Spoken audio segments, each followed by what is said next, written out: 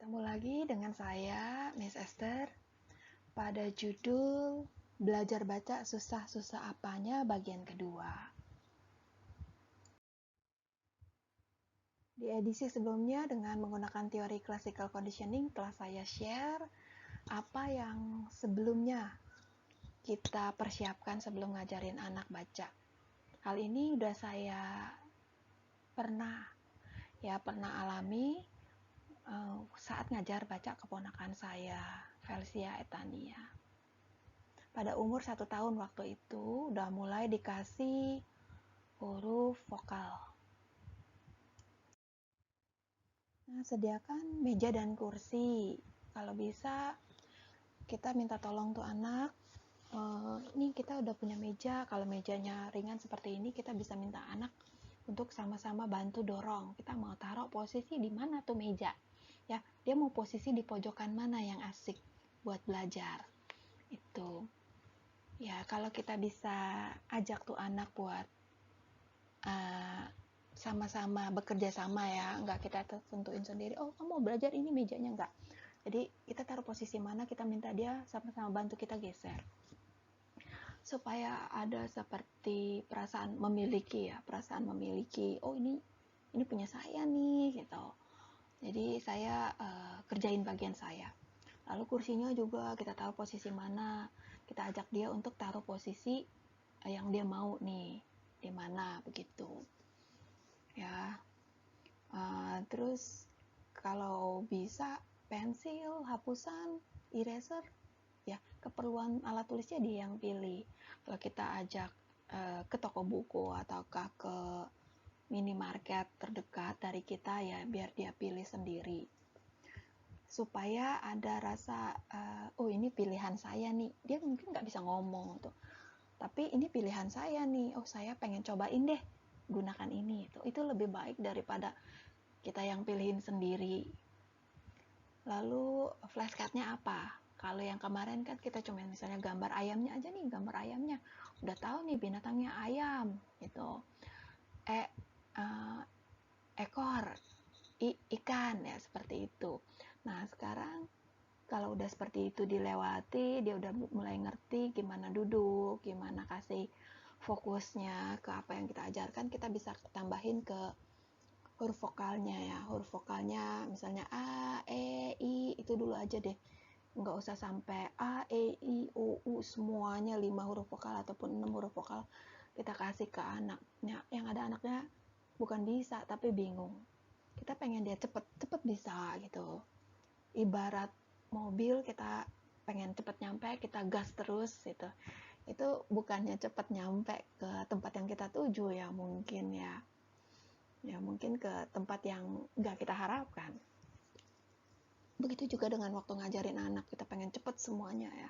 Mungkin kita pengen ngejar teman-temannya yang bisa, kita pengen kejar dia gitu.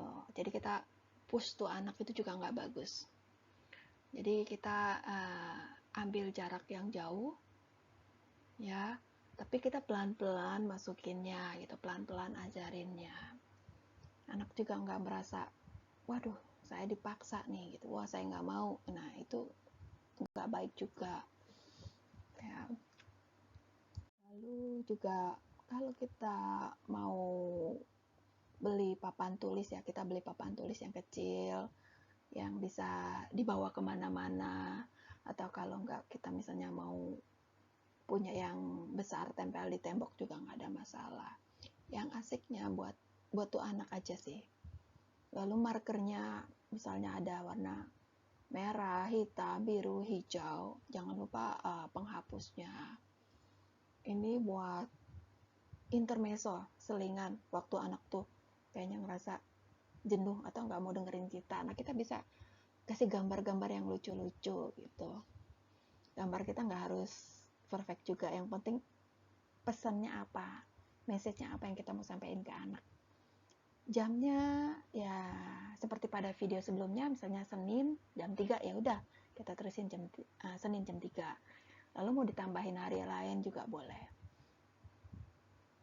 Ya. Lalu bikin anak duduk dan fokus aja. Susah gimana? Supaya gak susah, biar gampang. Oke, kita kondisikan dulu anak dengan lingkungan belajar yang kita ciptakan dulu di rumah. Nah, itu yang tadi saya bilang, uh, posisi yang dimana yang anak tuh mau taruh mejanya, taruh kursinya, tapi yang jauh dari keramaian, nggak di misalnya di ruang tamu gitu. Nah, itu kan biasa berisik. Nah, keluarga yang lain nonton TV, tuh anak belajar ya nggak mungkin juga. Nah, kita cari yang memang kita udah setting. Ini nih, pojokan ini nih yang asik buat belajar. Minta anak tuh angkat kursinya, angkat mejanya gitu. Pura-pura kita perlu bantuannya. Wah, biasa itu anak-anak senang banget diminta bantuan. Dulu karena saya praktis juga sama ponakan saya. Wah, dia seneng kalau bilang, ini berat loh, tolongin AI dong, bantuin. Wah, dia bantuin, semangat. Itu walaupun baru umur setahun masih jalannya kanan kiri ya, tapi lucu juga sih. Terus kita juga kan bonding ya, secara fisik kita dekat, hati kita juga kan deket sama tuh anak juga merasa oh diperhatiin gitu.